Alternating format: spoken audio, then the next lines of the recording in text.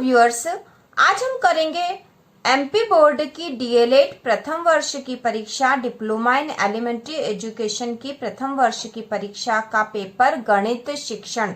इसके पहले के वीडियो हम बना चुके हैं और यदि आपने नहीं देखे हो तो चैनल के प्लेलिस्ट में जाकर देख सकते हो। और इसी प्रकार के और वीडियो देखने के लिए, प्रतियोगी परीक्षा की तैयारी के लिए चैनल को सब्सक्राइब कीजिए। इसमें जो प्रश्न पहला है, सही विकल्प चुनिए। इसका पहला है, कौन सा ग्रंथ त्रिशतिका के नाम से प्रसिद्ध है?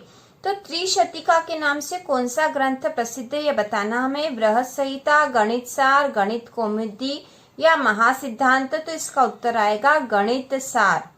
गणित सार इसका उत्तर आएगा। इसके बाद दूसरा है, किस संख्या में 8 का स्थानीय मान सबसे अधिक है? तो 8 का स्थानीय मान सबसे अधिक किस संख्या में है? तो इसका उत्तर आएगा स वाला 121.867 में 8 का स्थानीय मान सबसे अधिक आएगा। इसके बाद तीसरा है, द्विविमीय आकृति का उदाहरण है। तो द्विविमीय आकृति का उदाहरण इनमें से कौन सा है? शंकु, घनाभ, आयत या बेलन में से आयत।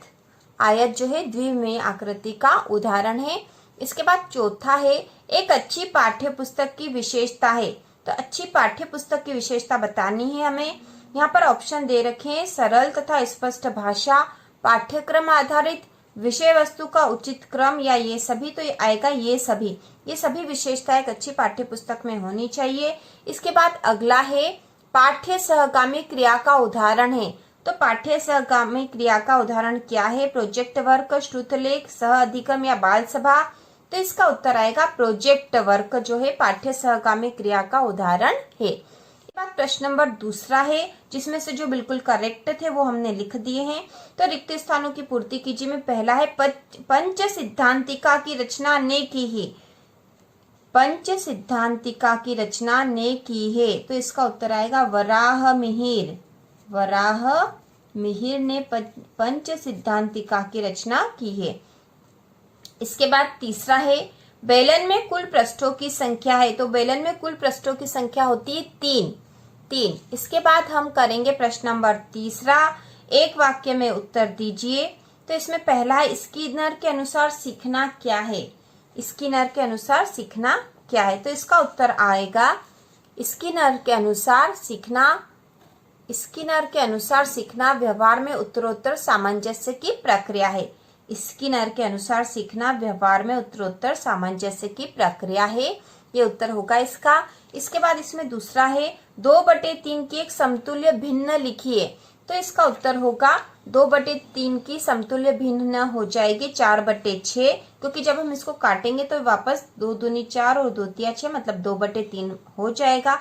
यहाँ पर हम 8/12 भी लिख सकते थे, क्योंकि इससे भी हम काटेंगे तो 4 दूना 8, 4 तिया 12 मतलब 2/3 हो जाएगी। तो ये इसके समतुल्य भिन्न है, तो आप लिख दो कि 4/6। ठीक है, 4/6। इसके बाद तीसरा है, गणित में अभ्यास कार्य का कोई एक उद्देश्य लिखिए। तो गणित में अभ्यास कार्य का उद्देश्य लिखना है। तो इसमें तीसरा होगा, गणित में अभ्यास कार्य से बच्चों में तर्क शक्ति का विकास होता है। गणित में अभ्यास कार्य से बच्चों में तर्क शक्ति का विकास होता है, यह इसका उद्देश्य हो जाएगा।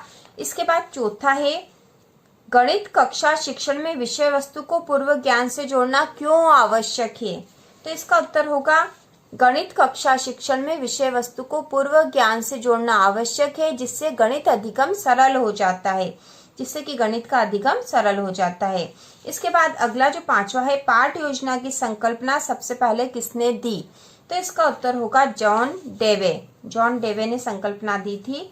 यह पांचवे का उत्तर है। तो इस प्रकार यह प्रश्न नंबर 3 के सारे उत्तर हो चुके हैं। और इसी प्रकार के और वीडियो देखने के लिए चैनल को सब्सक्राइब कीजिए।